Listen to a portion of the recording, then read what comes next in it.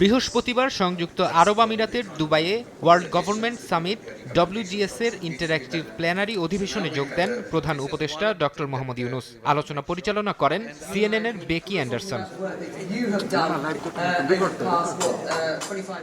শেখ হাসিনা সরকার পতনের আগের প্রেক্ষাপট, বর্তমান চ্যালেঞ্জ সম্পর্কে অধিবেশনে প্রশ্ন করা হয় প্রধান উপদেষ্টাকে।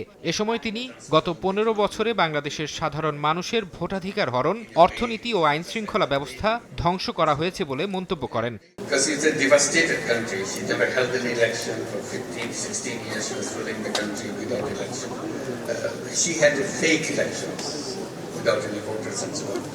Destroyed the economy, destroyed the banking system, a series of things. So the people rebelled against it, and that's how they. বাংলাদেশের জাতীয় নির্বাচন চলতি বছরের ডিসেম্বরের মধ্যেই অনুষ্ঠিত হতে পারে বলে আবারও জানিয়েছেন প্রধান উপদেষ্টা। তিনি বলেন, সংস্কার কমিশনগুলোর সুপারিশের মধ্যে রাজনৈতিক দলগুলো যেসব বিষয়ে একমত হবে সেগুলো নিয়ে একটি চার্টার তৈরি করা হবে, আর তা বাস্তবায়ন করে জাতীয় নির্বাচন দেবে অন্তর্বর্তী সরকার। So when we go to the political parties and so on, see which are the recommendations all agree, so that we take that as a charter and then implement that and hold an election.